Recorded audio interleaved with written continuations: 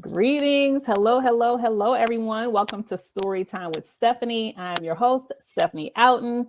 And Storytime with Stephanie is a segment of the Writer's Anointing podcast where we offer tips, tricks, and tools to invite the Holy Spirit into your writing atmosphere to allow you to write from a space of the anointing. And tonight I have a very special guest, and I'm so excited for you all to meet her, to hear from her, and to hear all about her book, The Colorless Womb. So Kimberly Gowdy, she was born in Gadsden, Alabama, and raised in Connecticut. And Kimberly is the eldest of 8 siblings. We're going to hear a little bit more about that. She's a licensed insurance professional for the state of Georgia and 35 additional states. Also, she is the founder and charter member of Alpha Kappa Alpha Psi Omega Peachtree Corners chapter in Georgia. She's currently working with United Healthcare, and she's received multiple awards and honors as the top ancillary insurance sales for the years 2015, 2016, and 2017. Kimberly, as the author of The Colorless Womb, she tackles surrogacy and infertility head on, and I do mean head on. The book encapsulates her early struggles to conceive and carry a child to term, her journey in search of alternative ways to have a family, and racial and societal pressures of parenthood and love. Her truth is refreshing and brings the reader along for an emotional ride sprinkled with humor, pain, encouragement, faith, and transparency. And tonight she is with us to share all of that and more. So I'm so excited to welcome Kimberly Gowdy to Storytime with Stephanie. Kimberly, are you with us? Yes, I am. Hello, how are you? I'm doing well. How are you doing? I'm doing wonderful. Thank you so much.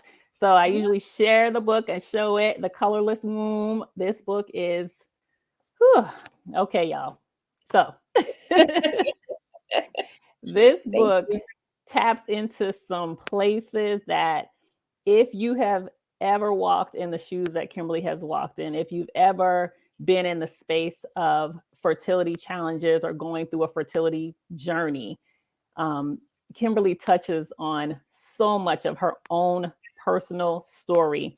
And so much so that as I was reading the book, Kimberly actually reached out to me through Messenger and said, hey, if you want to talk before the show, we can do that. And at the time, I still had a few more pages to read. I didn't want to talk to her until I was done with the book.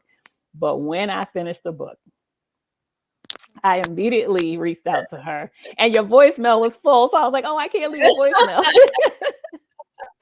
But I Yeah. said, let me send her a text, because when I say I was so moved, Kimberly, so moved by your story, I cried. I cried like the last 5 chapters. I just could not contain myself. I was in tears.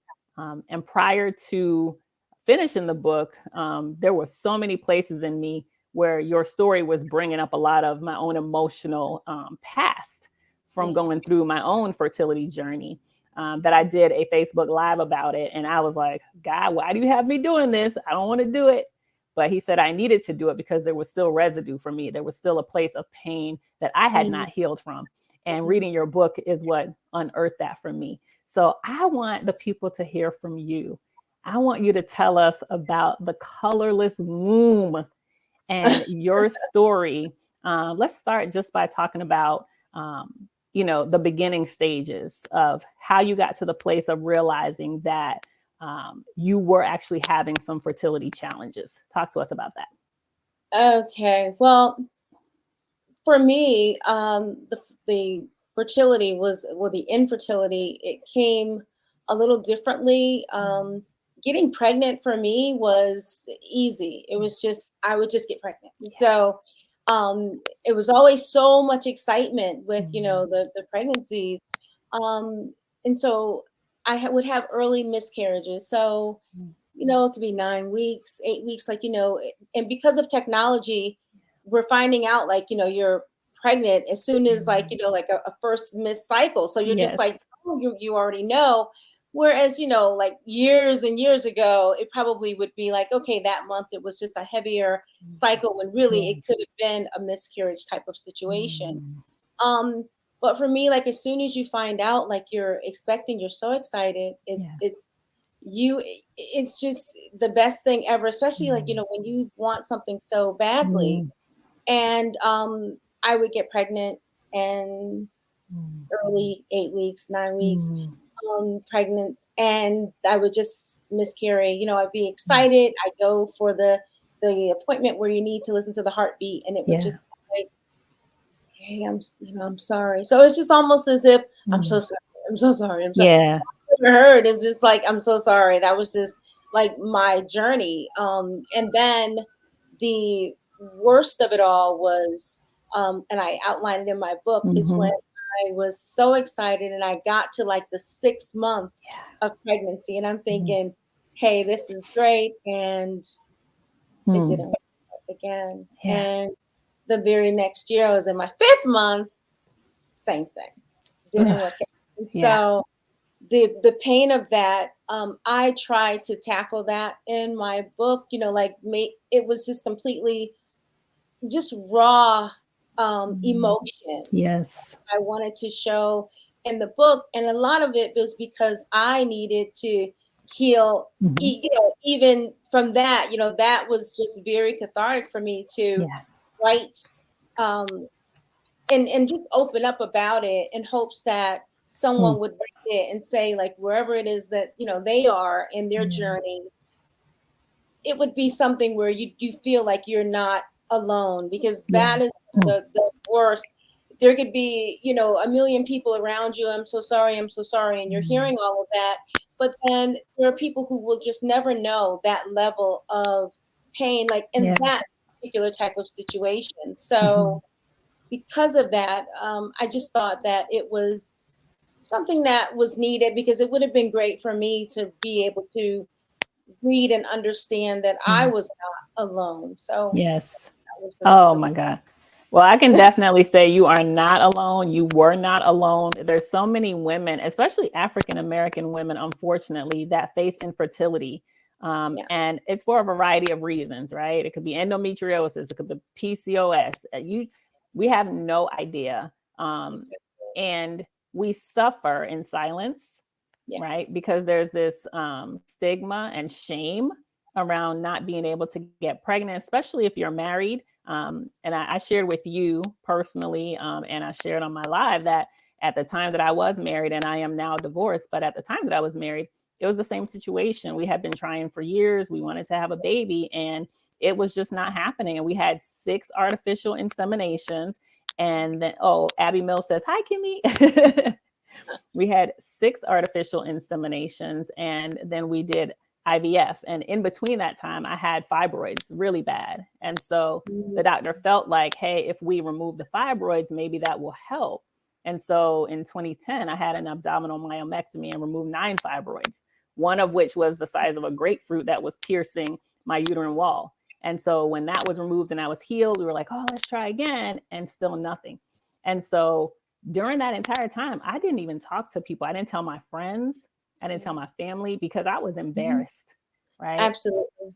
And I felt Absolutely. like, how in the world am I married and I cannot do the one thing that I believed you were supposed to be able to do, right, for your husband? And reading your book, you felt the exact same way, Yes, right? exactly.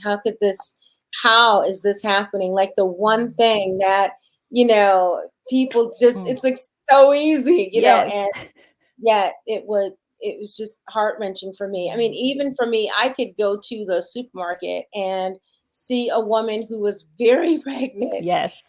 and happy for her, but oh my goodness, it would just be Yeah. terrible. I would sometimes go into the supermarket, make Mm. a U-turn, come back, sit in the car.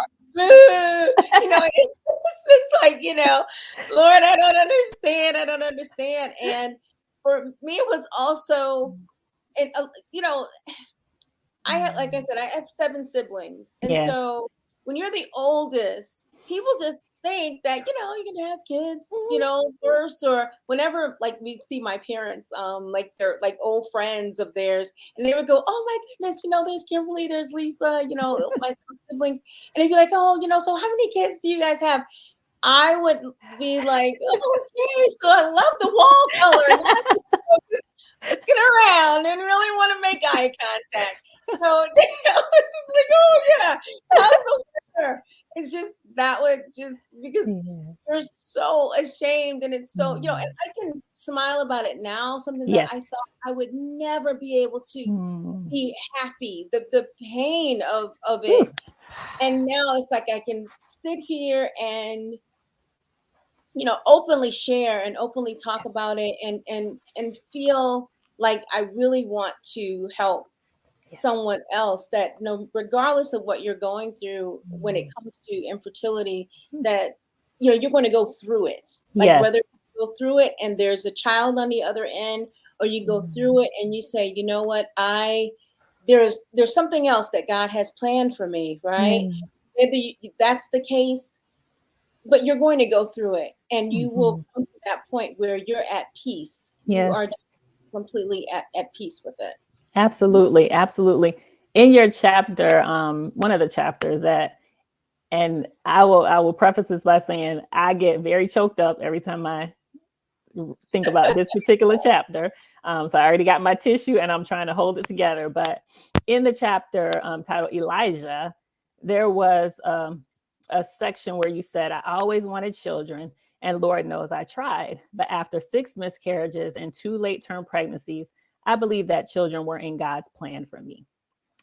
And I believe that that is the place where so many women who face infertility, they get to that place, especially if you've had any form of pregnancy, if you've gone through miscarriages, whatever the case may be, you just feel like, okay, God, I'm just going to have to be content because this is not what you have for me. Exactly. And then you had your pregnancy with Elijah. Do you mind sharing a little bit about that with the audience so that so that they know who Elijah was? Well, yeah, so I preface this by saying that, I'd had several miscarriages early on, and I don't discredit any of those miscarriages or lessen any of them, because again, you're just in love. It could be, 5 weeks. You're Yeah. just like, okay, you've already picked out, the room. Mhm. So now here it is. I am thinking, finally, this is happening for me. And so you go through that after 12-week thing where you can tell Mhm. people and you're excited. This is at a time when people were still going into the bank. And so the tellers, you knew everybody. And, or you go to the gym and it's like, oh, and then I started to show and it's like, oh, this is nice. And one night I thought, like, oh my God, did I pee? Like, what happened? But Mm. really, it was my water that broke, and I was like in my 6th month. Mm. And I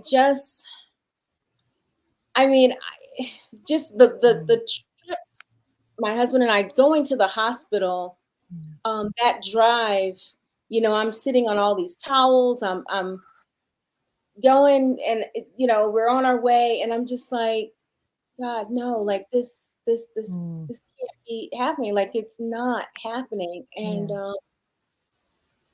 Yeah. yeah, just Yeah. one second. Yeah. Yeah. One second. It's okay. Okay. So yeah, Mm. it was a really hard experience for me. Um, just and then after the you have to deliver the Yeah. baby, and you have to go through the whole thing, and it's a boy, and so it just all of it was just a new level of emotion. I had Mm. emotion early with the pregnancies, but this was a new level, Mm. just gut wrenching to me Mhm. emotion. And the unfortunate thing, and I outline it in my book, is Yeah. that I ended up being on the floor at the hospital of the people who had just Yes. had children, and I'm walking around and seeing, it's a boy, it's a girl, and the whole nine. And Yeah. it it took everything. Yeah. I can look back at it now and Mm.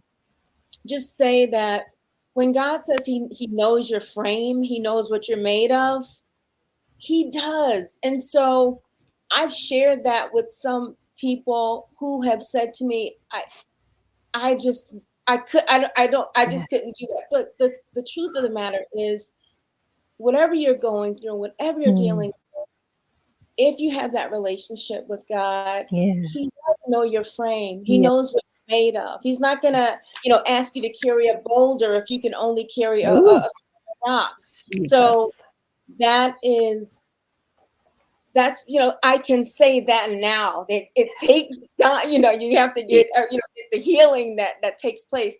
But yeah, it just devastated me. It broke me. And Mhm. then the following year, again, I was excited. But you know what? I didn't that pregnancy, I went to the 5th month, happened again.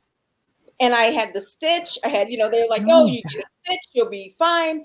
And I had the stitch and it didn't work out for me. And um I mm, I didn't connect myself emotionally with the yeah. pregnancy. Yeah. You I couldn't.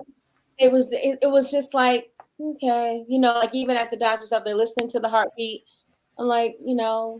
Mm, I just couldn't, because I said I can't go through that feeling again. yeah. And although it happened again and the feeling was hard, Elijah, Mm, that chapter, it took me, like, I mean, it took me the longest to finish that yeah. chapter. It's like between everything, I'm just like, I'm just a Oh, mess, and then I'm okay, and then I'm a mess. But it hit me hard. So I really want people to read that and just really see mm, my heart when yeah. they read the chapter. And it's so interesting because I went back and I looked again, and that particular chapter is actually chapter 8, and the number 8 is new beginnings, right? So, wow. New beginnings. And Yes. ooh, okay. Yeah. Um, so tell us, because even after Elijah, um, and as I read and you shared about being on that ward where all these, people had just delivered babies and you had a white flower put on your door. Yeah. And a white flower. Yeah. Explain to everyone what the white flower represents so that they know. Yeah. Like when I was the hospital, and I guess hospitals can be different in how they Yeah. identify, but at my hospital they had a white flower, and that was to tell whoever was coming into the room. It could be to bring food or bring towels or Mhm. whoever, housekeeping, that um the child didn't make it. Right. So don't come in and say, hey, what you have, and hey, whatever. That was that was that was very painful. And it wasn't Mhm. until I had gone out of the room to kind of like take a walk that I turned around to go back to my own room, and I Mhm. was like, oh, a white flower, like, and Yeah. then that's when they said, that's why we have to put it Mm. there. And and I understood that completely, Yeah. because going back to you're showing and you're at the bank and you're doing stuff, whatever, you're Ooh, telling everybody, you go back in and it's like, oh, so yeah. boy or girl, it's Yeah. just like full. And sometimes I would be with friends and they would have Mm. to just kind of play quarterback Mm. for me, just to kind of Yeah. say, oh, so, and they'd be like, okay, and this, Mm. da, da, da, and they talk about it. And so it was just, you need friends, you Yes. need people who are there to they're strong when you're at your weakest. So you need Yes. those friends, and they were there for me. um and so, yeah, so those times when like you have to go Mm. through that piece of it, it just keeps reminding you when you're trying to just, even when you're trying to move on, Yeah. you're just you get reminded, because people mean well and they're excited Yes. for you, and they see you, Mhm. and it's like, you're not pregnant, I haven't seen you in months, there must be a baby at the Yes. house. Yes. you know Ah, it was devastating just reading that. And I know you got pretty upset when you were walking and you went to the nurse's station, right? And Yes, yeah, I was really upset about the whole thing, only because they had me on the wrong floor. I mm, mean, I just thought that was so, I don't know. I don't think that was, a heartening thing to do, to yeah. have someone who had just gone through such a loss. Mm-hmm. And then I'm hearing grandparents, oh my goodness, congratulations, Yes. door, it's balloons and a whole thing. And so it really hurt. Mm-hmm. But again, I can talk about it now in hindsight, much, much later in hindsight. Yeah. And I can see that even then where God was working on me in Mm. terms of strength and direction for my life. And Yeah. because I had some situations going on, of course, like in Mm-hmm. my first marriage where I would always, like I have a great dad. My dad is Mm. absolutely amazing. Mm. And I mean, my mom was amazing too, but my dad, Yes. I'm just a total daddy's girl. And, I wanted someone who would be a great Mm. dad, like Yeah. my dad was with me. And Mm-hmm. so being in my first marriage, it was not, Yeah. as much as we wanted children, in my prayer for my child that they would have the kind of upbringing and lifestyle. I was married to someone who really struggled with an addiction, and it Yeah. was very difficult, Mm-hmm. at times, extremely difficult. Mm-hmm. And between that coupled with physical abuse at Yeah. times, and so going through all of that, Mm-hmm. it looking back at it now, it's Mm.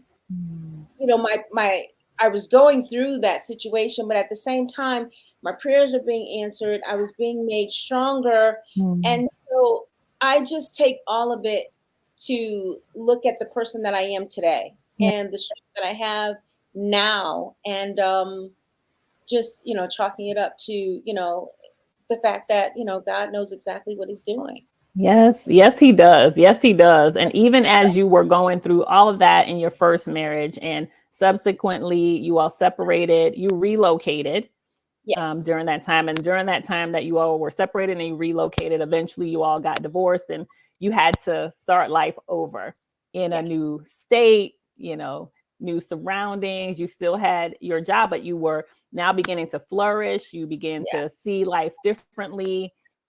And then you got sick.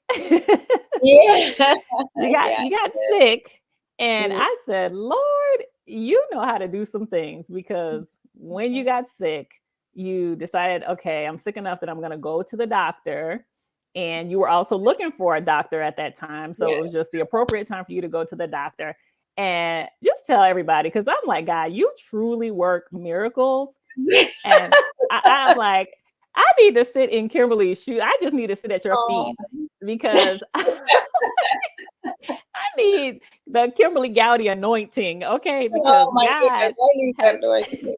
Well, yeah, I mean, it was great. I mean, at the time, of course, when you're in a thing, like you're in it, you don't really see, like, you don't know how it's going to ultimately play out. So it's yes. like, everything was just like, okay, I have a, like an ear infection Hmm. going on, and I work in insurance. So Hmm. immediately I'm like, I'm looking for someone who is in network, because I Hmm. know about, you got to be Yes. in network.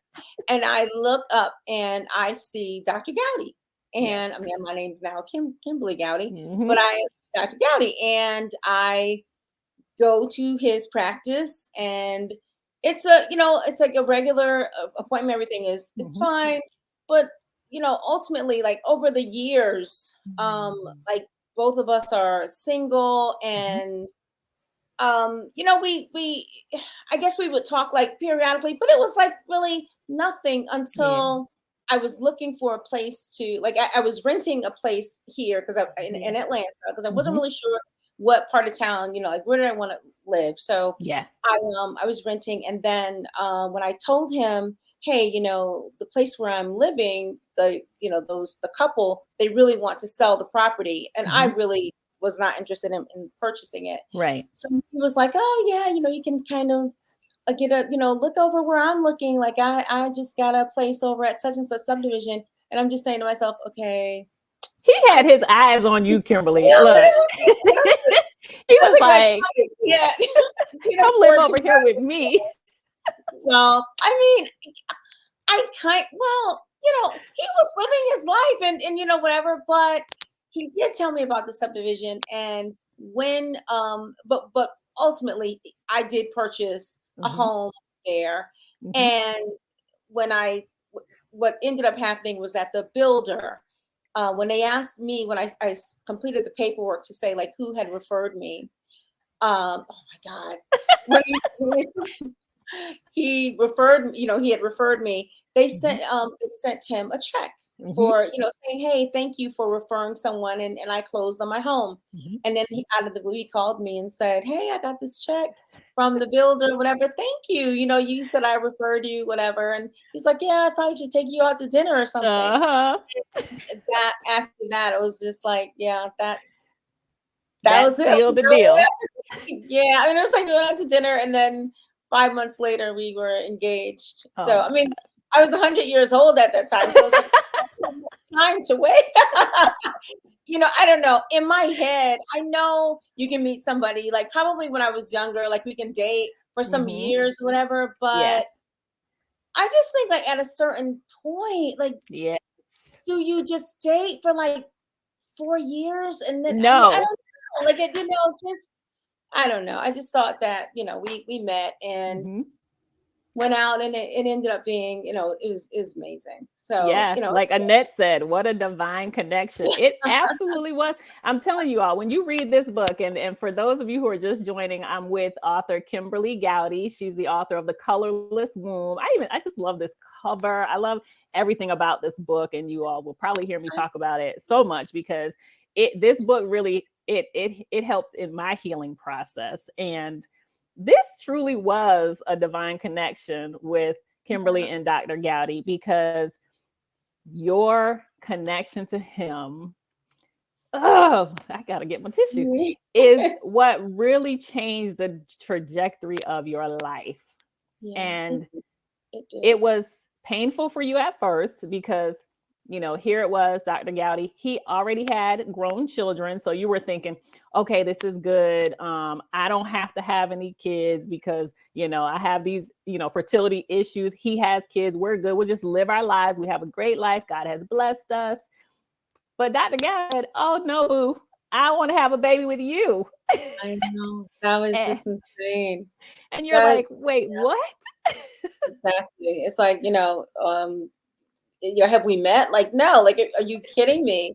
But I think a part of that was here it is. We had like this, like, we met, and like I said, 5 months later, we were engaged. And I think that while everything was happening so quickly, and it's like, like one minute we're hanging out and talking, everything's wonderful. Then we are, he has a friend who's a jeweler, and Mm-hmm. we're at the jewelry store, and we're like saying, hey, like, what kind of ring would you like, just in case. I mean, just want to Mm-hmm. know. But he was already in the planning stage. And so, you know, we didn't get a chance to really, we went into like deeper things about our lives. But I will tell you, because I never really thought that children would even come up, because he Yeah. had two beautiful daughters and they Yeah. had already finished college. I mean, this is just wonderful for him. And I would just be like, hey, we're living our lives. But when he Mm. said that, his desire was that he had always wanted a son, Whew. not taking away anything from his beautiful daughters, but he had always wanted a son. And I think his issue, and I say issue, but Yeah. it was because he was an only child. So Yes. here he is, an only child. I want to say his mom was an only child. Now, his dad had 17 siblings, but Oh so my he God. has, Yes. yeah, he has tons of cousins, but his mom's an only child. He's an only child. And I Mm. think it was like, okay, I just, that it's something that I've always wanted. Yeah. And I think, and in his past marriage, I think they had, gone down that road a time or two themselves. Mm-hmm. But, for whatever reason, now he was his desire. And then for me, I'm like, no. But I Yeah. didn't say like that. I still, Right. through the, I heard his heart. I mean, I knew like we would Mm. have these deep, deep discussions Yeah. about it. And I was just very concerned. And I had to tell him what I had gone through with my losses. Like, that was the worst pain I'd ever had. Yeah. And so I just, I just couldn't go Mm. through that again. Like I just couldn't. Yeah. But what I did was, he knew certain people or whatever Yeah. because of his profession, and we talked to like the right people, and to create embryos and do all of that piece of Mhm. it. And I think I was just kind of going through the motions. So Mhm. when we decided that we would try IVF Yeah. ourselves, because he was just very big on, it was just this time was the right time and saying all the right words and everything. But when we tried it ourselves, it didn't take. Like Yeah. it was nothing like not, oh, you're pregnant. Oh, you're not. It just Right. didn't take. And honestly, I was so happy Yeah. You were relieved. because and then I had to go to him and just say, look, I've gone through all of this, like what you wanted, but honestly, for me, it's just not working. And I Yeah. had to just really stand up and just say, I emotionally, mentally, Yes. I can't, I just can't do Yeah. this. And yeah. And so we pretty much stopped Mm. the process until we, and started talking about adoption. Yeah. And that was when we went down the surrogacy route. And that you were almost frustrated, a little bit upset with him because you felt like, well, how could you, how do you want to take me through this all over again? Right. Especially Yeah, having gone through everything that you went through in your first marriage. And then here it was. Now you had gotten to a place, I wouldn't say of contentment, but you were just like, I'm here. We're good. exactly. It's fine. But now, having to go through IVF, which I understand because, having gone through that myself, it's a painful process It physically is. because you're having to shoot yourself up with hormones. You're going through all these emotional Yeah, changes oh, and you're a mess. Yeah, a it's a lot. complete mess. Right. And so to go through that and then nothing happened, and then you start having the adoption conversation. And of course, most men say, oh, I want my own, I want to have my Yeah, own no, that's child. it. Yep, that's it. That was so. Even though he entertained adoption, Mhm. when I said, "Hey, that would be a nice route," we could do Yes. that. When the attorney said, "Hey, since you guys had gone through the creation of these embryos, hey, have you ever thought about surrogacy?" Hmm. And I just not, I mean, when I thought surrogacy, I'm thinking like Hollywood, somebody who Yes. is, the A housewives. celebrity. Yeah. I'm not doing it. And honestly, like when like some people have said, well, if you do surrogacy, like Mm. yeah, like it's just, oh yeah, you're just doing surrogacy, but there Mm. is so much that you have to come to terms with when you're Yes. going that route, because it opens up a whole other Yes. room in your mind when you're thinking Yes. about, okay, this pretty Mm. much says loser, she couldn't have kids. Oh, Ooh, here you go.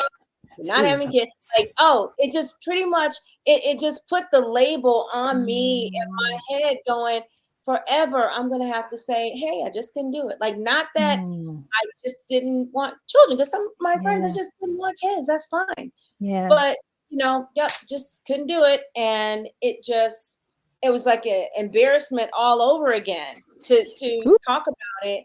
And you really have to get yourself Mm. right, like in your mind, to Yeah. say, okay. And I'm telling you, it took conversation after conversation. Yes. When he heard, hey, this is a way to like, I can get, I got a 50-50 chance and I'm Yep. gonna He's like, I'm all in. And you're like, I'm not. I was just like, I don't know, well, so it was a lot, and there's a lot of emotion, Yeah. but he was sharing from his Mm. place of pain, Yes. and I was sharing from mine. But I Mm. tell you, you know, when you're with the person that it really is that right puzzle piece for you, Yeah. when you're talking, Dave is just very he analyzes every little thing, and he's just, he just does, I guess that's the doctor part of him, Yeah. but he's just like, you know, you us meeting and me being where I am and you being where you are, Mhm. like the desire that you have not to do something, and the desire that I have that I really want this situation, Yeah. um he talked to me in a way that said, you know what, if it's not something that you want to do, Yeah. then okay, we will move on. And Mhm. and it's like, okay, is that just kind of like a reverse Right. psychology? Yeah. Mhm. Yeah. I really So want this, but yeah, exactly. But but then after a while, I relented. I said, okay, I'll go for it. yeah. I'll do it. And once we decided that, okay, that's something that we would do, Mhm. once the decision was made, I was in, and Yes. I entered into that whole world of surrogacy that I knew nothing about. And It's a honestly, I really didn't know much about it either until I read your story. And it's such an intricate process. And there's so Mhm, many different moving parts that if you're not careful, you really could end up in a rabbit mhm, hole. And yes, you had some very specific requirements, especially being a Black female. You yeah, wanted a surrogate that looked like you because you wanted to be able yeah, to feel and kind of live through her yeah, vicariously that experience.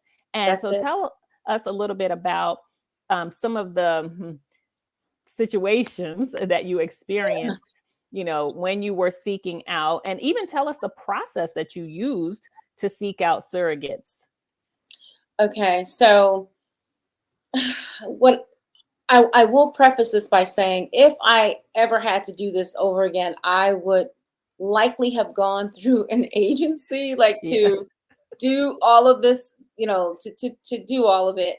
But I was new to all of it. And, like I said, I knew nothing about surrogacy really. And then I was looking at the fact that we had already gone through like the IVF, the process, every single thing is out of pocket. Yeah. And granted, yeah, like we could, we're not going to be on a street paying for it. But at the Right. same time, it's like, oh my goodness, everything is out of pocket. So we had already gone through that. So I'm thinking, okay, let's just go this route where I'm going to go into the world of surrogacy, Mhm. Google search. Let's see what's going on. And that's what I did. And it's almost like, and I liken it too, because it really is like Mhm. online dating. Like when you go into a site and you are saying, okay, because you're filtering Yeah. person, this color, this and that, you're putting everything in there. And so these people they're telling you about themselves, because Yeah. a person who is a surrogate, they have to of course have children of their Yes. own, because they have Mhm. to, they have to be proven that they've had children. Yes. So you have that dynamic. So you're searching through, but I wanted an African Mhm. American Yeah. female to be the surrogate. Mhm. And that's just what I wanted. And so I had gone through, like you have the physical part Mhm. of the surrogacy, where the doctors, they have to check out everything, all that is physical. You Mhm. have the attorneys, they have to check out every background check, Mhm. all of the information. And then you have the psychologist who has to, there's a meeting with Mm. my husband and me, there's a meeting with us and the surrogate, there's a meeting Yeah. with, she has a spouse, they meet. Mhm. So all of these are out of pocket. Like Yeah. you're paying for all of these services for all of these professionals to complete this task. And so we had gone through, the first person, the psychological piece of it didn't work Yeah. out. It Yeah. not wasn't good. Second person, it was wonderful, it was great, I was so excited. Yes. And then it didn't work out. Then it was like more Mhm. of a physical issue that Yeah. happened. We're flying them in from another state, we're doing all this stuff. You got to pay for childcare for them back home. It's so much. You're like, oh my Mhm. goodness. So, but you want what you want, and you're doing it Yes. regardless of what you're paying for. Yeah. The blessing that you're praying is at the end. Mhm. That's where your heart's going. So Yeah. then so that didn't work out. And this takes time, because you don't just find the person. You're looking. It could be months that you're looking. Then you're meeting the person. So I go into the meetings that we had and Mhm. how we interacted in my book. Meeting that first person, meeting that Yeah. second person, and then the third person. It ended up being a huge physical Yeah. issue, and why we couldn't move forward. So Mhm. with all of that happening, it was at that point after, like, what is it, 3 strikes, you're out or Yeah. whatever. It just, we were done at Yeah. that point. Now we're both done. Yes. And so it's like, okay, it's not even that's meant for us. Let's go back to adoption. Adoption. We had talked about that like 4 or 5 years ago. Like, this is taking all this time, Oh because my even when it God. doesn't work out the first time, you're going, I just need a break. I just need a mental. Yeah. Come back to this a couple months. And so you're going through all of that and it's not working. So yeah, so I do outline just in specifics about the things Yes. that happened with, through that process until we were done. And then that's when ultimately it turned into something different. And it was so amazing because you took a break. You were like, okay, let's just go live our lives again. Let's just be happy and we're not going to worry about this. And you get a call, right, from your attorney. We do. And that's the call that really changed your life.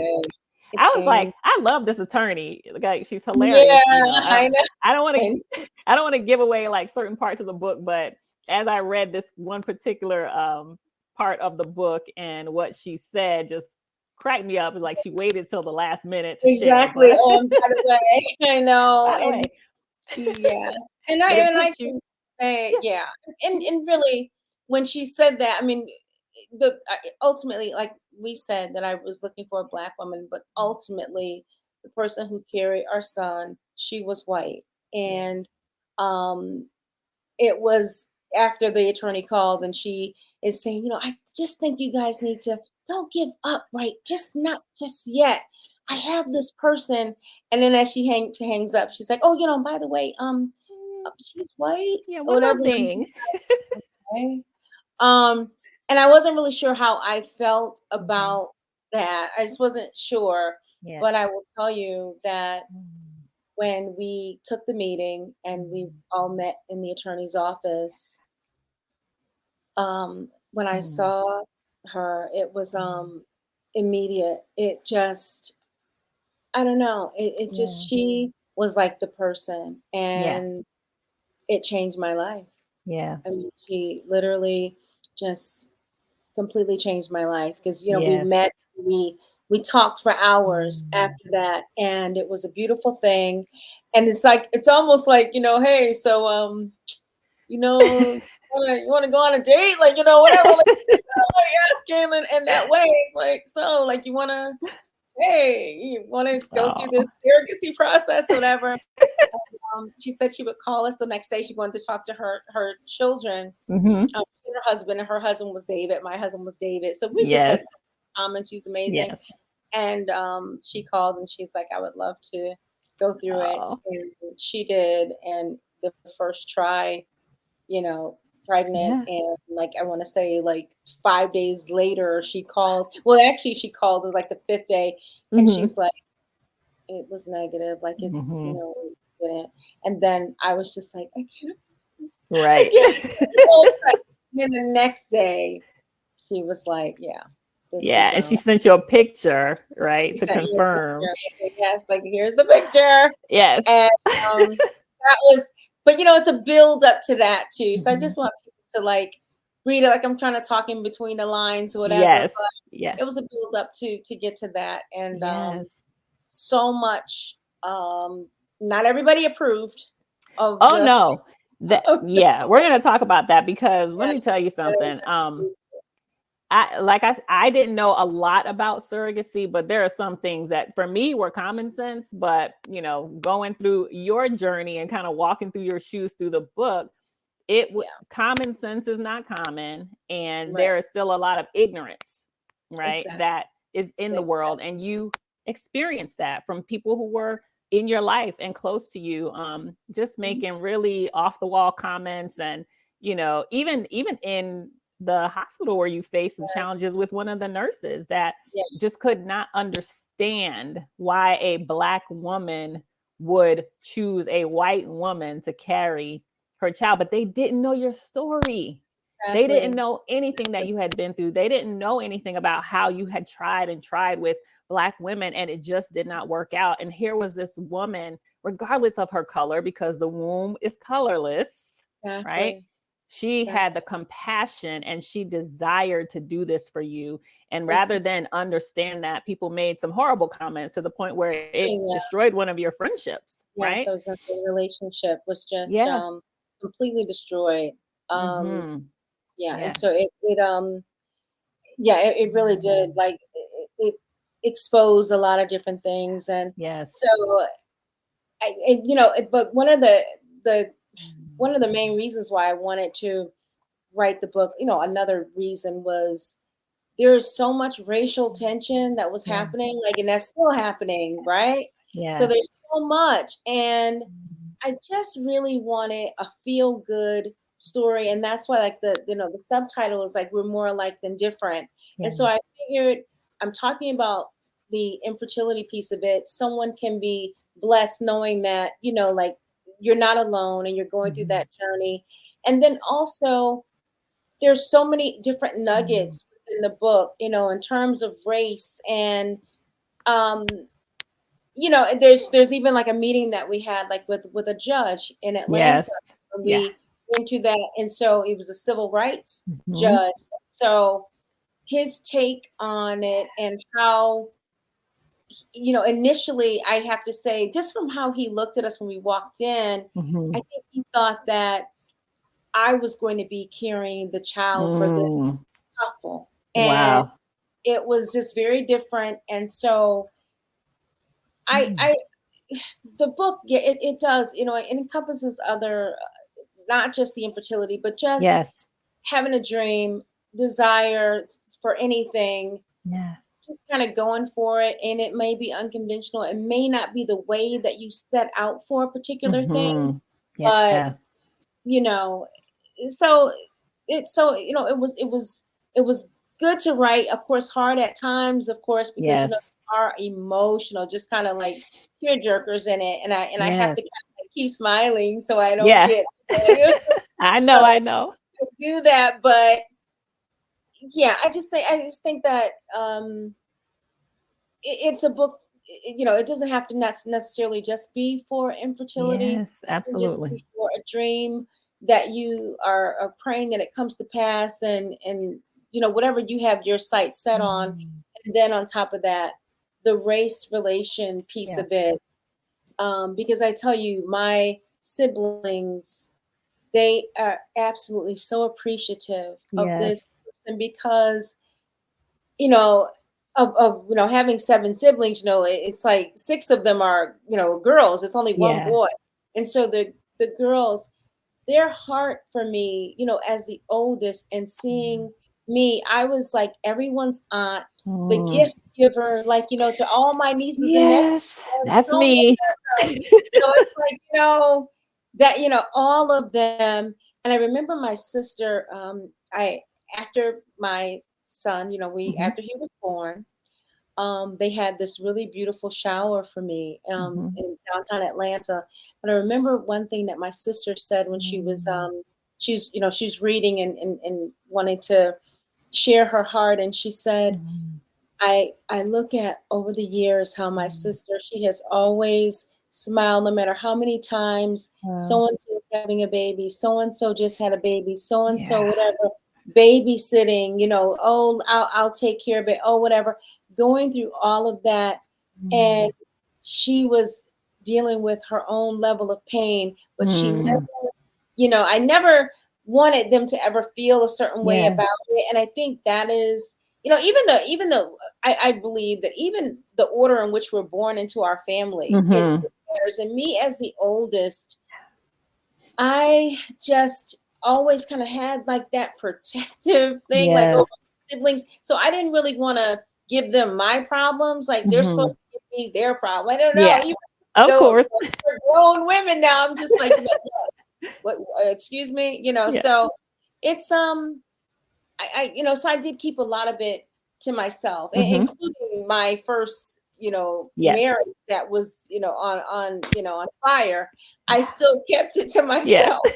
about that, like for years. I mean, 11 years of being Oh, married and having all of that going on. So yes. Oh, trust me, I understand. I was the same way when I was married. I kept it all to myself. No one would know. I just kept the smile on my face. But let me break it up a minute because we have a question. So Annette says, do you guys still keep in contact with the surrogate? How does that work? That's a great question. yeah, we Yeah. still keep in contact. Heidi, we're Facebook friends. We Oh. talk. I send her pictures of my son. I know that one day, like they're going to meet, of course. And when the book was coming out, Annette, I had said to like my husband, like I'm going to have to talk to my son because he's like super intelligent and he knows at 10 and he knows Yes. what's going on.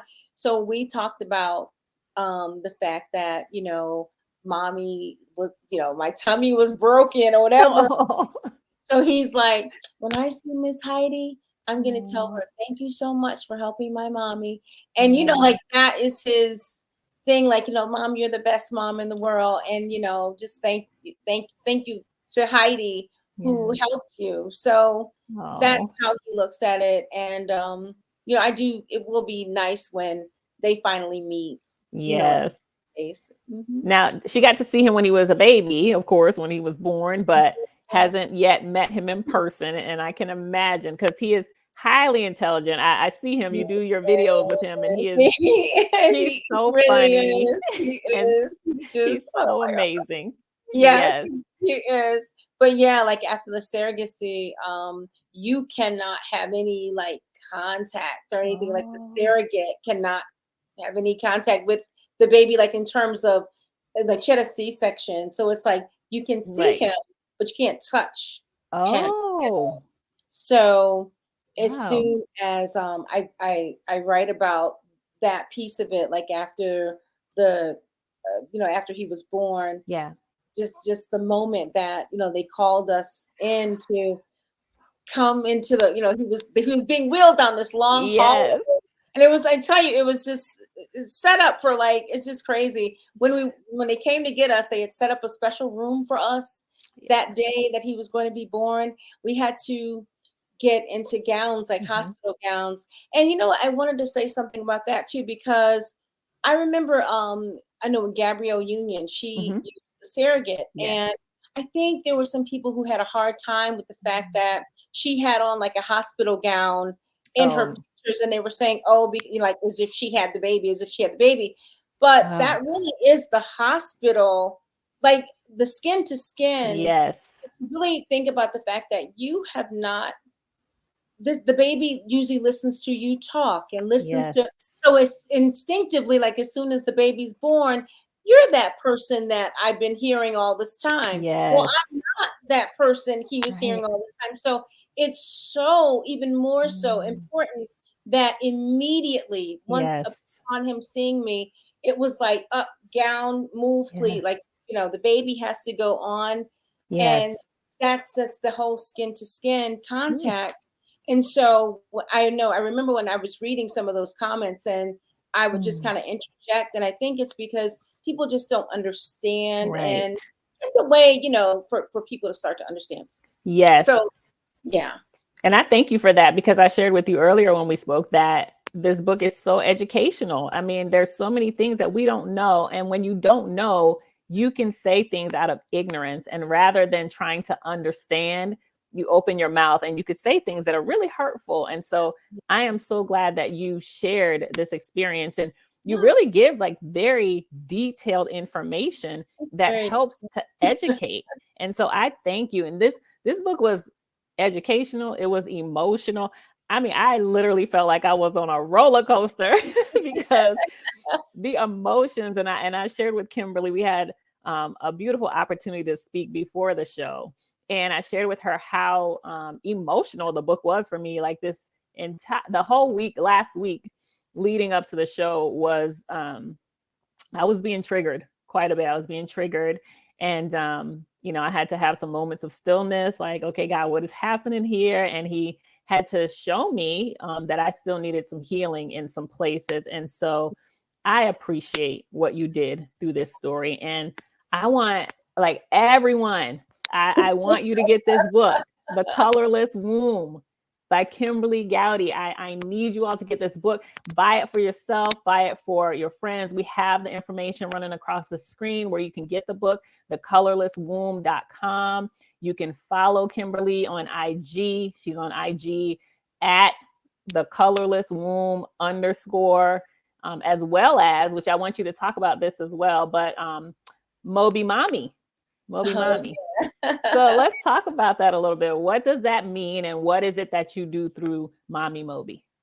Okay, or Moby Mommy. Yeah, well, Moby, it stands for, like, it's MOBY, and it stands for Mommy Older, Baby Younger. Well, of course, Mommy is going to be older than baby, but it's for women who are at least, like they were 35 and older when they became mothers. And it could be that, you married someone, and so you are their bonus mom, whatever it is, you adopted, however it is that you are filling that role as a mom, but it happened after the age of 35, like for the first time. So for me, it was after that age. And so I really wanted to have a place where women who were older, that they could come and just talk about their, like, what they're feeling, what their thoughts are, because it is, you're very happy that you end up with this, this gift from God. You're just very excited about it, but at the same time, it does come with, like, its own unique challenges. Like, and so there would be conversations that we would have, like, like if somebody ever said, "Is this your grandma?" You don't want to hear that. So you just like, and I have had women who are a part of the group. They're like, I went to the store, and she's just like, "Oh, it's so nice hanging out with Nana." You're like, if you don't stop. So that is the challenge. And then you're thinking about other things too, like, like your mortality, like, you're older. It's like, oh, like, I really want to try to get myself in shape. But even, regardless of how much in shape you're doing all of that and eating well, nobody knows the hour. Nobody knows any of that. Yes. But it's okay. I just want to have that time with my child. So it's just it's a group of women, like we talk, like, and here in Atlanta, and they're everywhere, like, where we will have meetings or talk. But here in Atlanta, we'll get together at times and do things. And I think the benefit of a lot of the the women that are part of the group, they, it's, age is age. When they say age is nothing but a number, like, it really is just a number, because on the inside you can be much younger than someone who, chronologically is much younger than you. So, you don't really know, but I think these women, they do have a good outlook on how they feel and how they are. And I think at times we all need to, at times you feel like, I'm so left behind. I think I had mentioned to you, when I look at my friends and they're like, "Oh my God, so and so just graduated from college. Oh, well, whatever." I'm like, my goodness, I'm trying to get cakes together for a bake sale. It's like, what is happening here? What is wrong with that picture? So what? So, oh so my that's God. good. So, but that's where I am. And you have to be content wherever you are, like, whatever your situation is, that's where you have to be content. That's it. So, Amen. Yeah. So that helps me to know. And it's, what, whatever you need to know, it's in the book. It's in his word. That's it. Yes, that's right. Yeah, she's not talking about her book. She's talking about the good book, the Bible. In the Bible. It's in the book. Whatever. If you want, I have a pastor who would always say that. It's in the book. It's in the book. So, Well, this has been amazing. And if there's any other questions, feel free to ask. I know that some of you are watching live and most of you will watch on the replay, but I am just so grateful to you, Kimberly. I said that we are truly, we are divinely connected. We are kindred spirits, because we learned a lot about each other, and so much of our lives have been very similar. And I want to thank Phyllis Cadell of PCPR Communications for connecting us, because she told me, she was like, "Stephanie, you got to have Kimberly on your show, and you got to read this book because it's phenomenal." And I'm so grateful to her. for connecting us, because I feel like now I have a lifelong friend. But yes, you this, do. yes. And when I come to Atlanta or you come to Tampa, we have to meet for sure. But this has just been great. Thank you for just exposing your heart, right? And being vulnerable, sharing your soul with us through your story, and even here on Storytime. I know that you are going to change so many people's lives just by your honesty about how painful this thing was, because some people try to sugarcoat. Some people try to make it seem like, oh, you know, hey, I have a child now, so everything is easy peasy, but it's not. It's not. And you still, even today, you know, all these years later, there's still some emotions that you grapple with, and you're human. And I appreciate your being human and showing that it's okay to still cry for the losses, right? While you celebrate the win, right? It's okay to still be in your healing process, even when you have this beautiful, amazing son and you have an awesome husband that supported you. Look, that alone, that your husband and the support that he gave you, even when you wanted to give up and he still wanted to persevere, he was there, you know, through it all. And I am so grateful that God blessed you in the way that he has, because for all of your tears, for all of your tears, yeah, for all of your tears, he truly blessed you. And it is just my honor to have had you on the show. It's my honor to welcome you into my circle of friendship. It's just my honor to experience this story with you. And Annette says, thanks for sharing, Kimberly. Very captivating story. Annette, you got to read the book. You got to.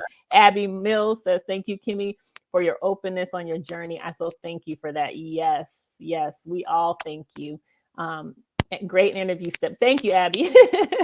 And so definitely, all of you are listening live, share this out with your friends. Again, go to thecolorlesswomb.com so that you can purchase your copies of this book.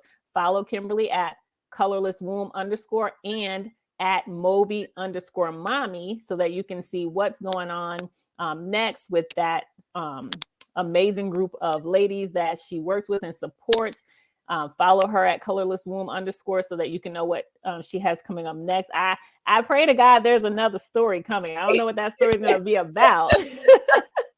I don't know. The way you ended the book, I was like, oh, Lord Jesus. Yeah, I know. Yeah, that was, yes. That was quite interesting. You all have to read the book to know, but I just know that God has so much more in store for you. And yeah, this is just the beginning. This is just the beginning for you. Even all these years later, now that you have your son, this is just the beginning of the road that God is taking you on. You are definitely going to walk so many other women through this journey with grace. Angela says, God bless you, Kim. Thanks for sharing, my beautiful sis. That's yeah, you're gonna sister. That's your sister. Oh, thank you for supporting your sister. We love you.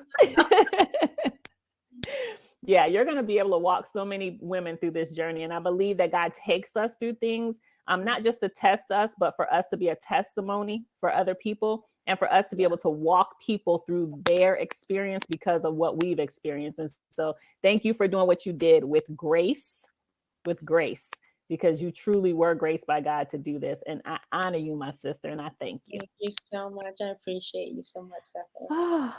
Oh, thank you all for joining. This has been fantastic. Thank you, Kimberly Gowdy. Thank you, everyone, for watching live. This has been Stephanie Outen with Storytime with Stephanie, and we look forward to seeing you every second and fourth Monday of the month, where we have amazing authors to come and share their stories and what they have upcoming on this platform. So thanks, everyone. Have a good night and God bless. Bye.